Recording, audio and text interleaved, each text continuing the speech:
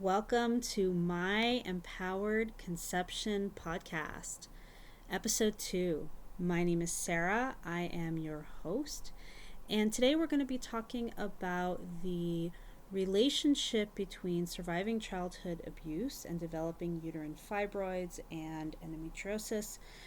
And then we're going to be talking about, in general, the importance of healing from childhood trauma and healing from healing stored emotions that are in your womb space in order to be able to get pregnant. And this is something that I know intimately because when I was on my own PCOS journey with the Goddess Oshun, I did a lot of healing work with her and womb healing work with her.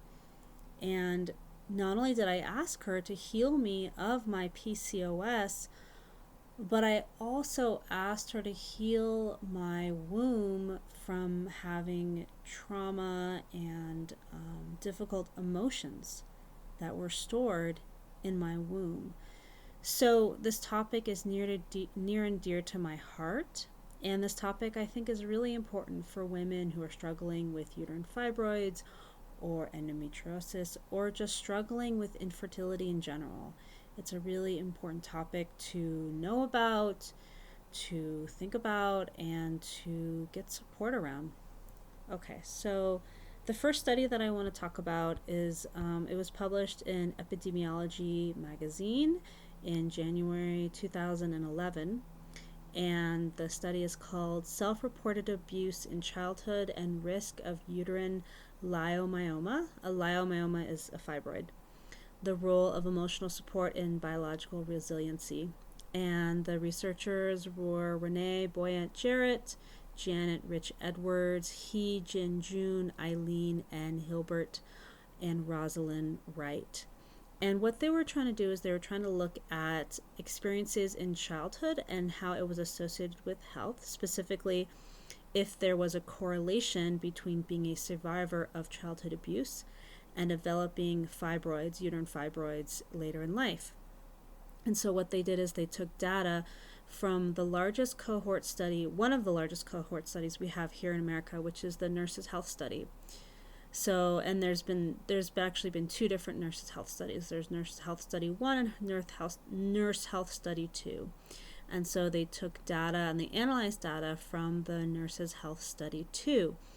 And what they found was that there was a relationship between being a survivor of childhood or teenage abuse and having an increased risk of uterine fibroids.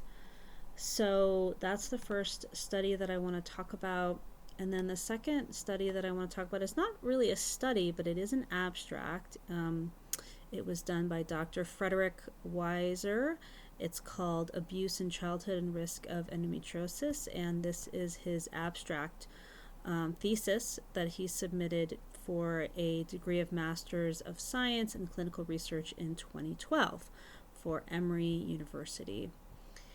And so I want to talk about this one as well. And what he did in this abstract thesis is he also looked at the Nurses' Health Study 2. He also looked at data from the Nurses' Health Study 2. And he wanted to look at whether there was a relationship between surviving childhood abuse and developing endometriosis later in life. And so he collected and he analyzed the data from Nurses' Health Study 2, and he also found that there was a connection between childhood abuse or adolescent abuse and developing and having a greater risk of developing endometriosis later in life. And so I want to talk about the role of childhood abuse or even teenage abuse in endometriosis, in uterine fibroids, and even in PCOS and other infertility challenges. I think that we often don't make the connection between the experiences that we've had in our lives and how they can affect our physical health, but they absolutely do. And so many indigenous cultures believe that a woman stores emotions and memories in her womb space. And in fact, the ancient Mayans believed that the woman's womb space is where her soul is where her soul is stored. From ancient shamanic beliefs to other spiritual beliefs, many different spiritual traditions have believed that women store emotions and thoughts and energies and experiences in their womb space. And that has been my experience, not only on my unique PCOS journey, but also working with clients. And I'd love to give a couple of examples here. I had one client that I worked with where when I tuned into her body and her uterus and her ovaries, I could feel that her ovaries were storing pain and trauma over having had to move suddenly in the middle of the night. And when I told her what I was feeling intuitively, she confirmed that she had had experiences like that, where she had had to leave suddenly in the middle of the night from her housing situation, and it was very traumatic for her, and clearly it was very traumatic for her body as well, because I was feeling that in her ovaries. And so what we did together is that we connected with the ovaries and we supported the ovaries in releasing those memories and releasing those emotions. And by releasing those emotions and releasing those memories, she can feel, so this particular client wasn't trying to get pregnant at the time. So, her desire to release these memories are a little bit different. But by releasing these memories, she is able to have a deeper connection with her own body, with her own uterus and ovaries and womb space, and better able to move forward in life, because any emotions that are stuck in the body make it difficult for us to move forward in the ways that we want to move forward in our lives. And so that was one example. Another example was a woman that I work with who had gone through the IVF process 18 years ago, and she had her twin girls from the IVF process. And for these past 18 years, her ovaries had stored trauma and pain over having gone through Clomid, having gone through the IVF process, and specifically having taken Clomid, which is a pharmaceutical. And her and I did energetic spiritual healing work with her ovaries to help her body and her ovaries release those memories, release those painful emotions and those painful energies. And so not only do I know this from my own PCOS journey of feeling the painful experiences that I have gone through and feeling them move through my body as I did womb healing work on myself and allowed myself to release those emotions. So not only have I had that experience with my own body, but I've had those experiences with clients as well. And I know how important and helpful it can be to release energies and emotions stuck in the womb space.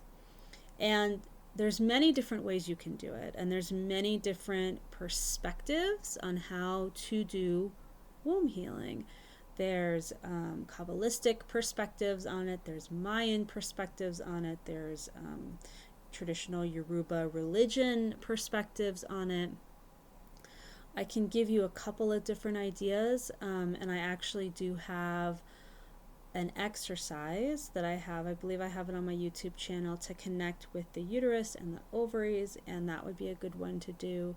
But something really simple is you could go to the ocean, or you can go to the river, and you can offer prayers and gratitude and ask for those energies, those difficult energies and difficult emotions that you've been experiencing or have experienced in your past. Ask them to be released. Ask them to be released in water. We know that water is so amazing at absorbing, and we know this from the work with the Japanese scientist Miyamoto, where he would put words on water and then look at the chemical makeup of water under the microscope, and words that had love and peace and abundance had a very different structure in the water. than when you put words like hate and war and all of that. So water absorbs, water heals. And so even going into the ocean or the river or the lake and connecting with that energy and setting that intention for the water to absorb and heal what is in your womb space can be so unbelievably powerful. So that's something that you can do that's really basic. Another thing you can do is you can set that intention and find a piece of fruit and rub that against your womb space. Another thing, obviously, is you can work with me and I can support you on that. But wherever you are on your fertility journey, whether you have uterine fibroids or you have endometriosis or you have PCOS, like what I used to have, or maybe you have some other type of infertility challenge or health challenge, whatever it is, whatever's going on with you, I would recommend that you connect with your womb space and you allow yourself to do womb space healing and move the energy out. Another recommendation is like YouTube has a bunch of really amazing free meditations. And if you go to YouTube and you search for like womb healing meditation or like womb healing music or something like that, you can probably find something really amazing and really powerful.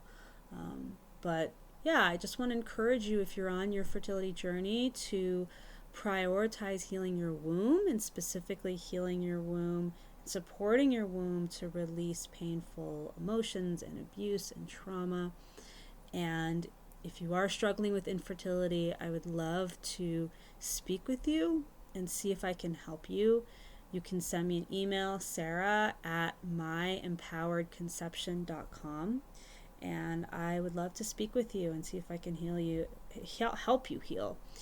And really my goal is for the fertility journey to be healing and meaningful and sacred and empowering. And I believe that that's possible because my PCOS journey was healing and powerful and sacred and meaningful and empowering. And so I believe in my heart that your fertility journey can be that too. And if it's not that right now, then get in touch with me because I can help you and I want to help you. And I think that your journey can be so much more than what it is right now. All right, sending all the love and all the blessings. Bye.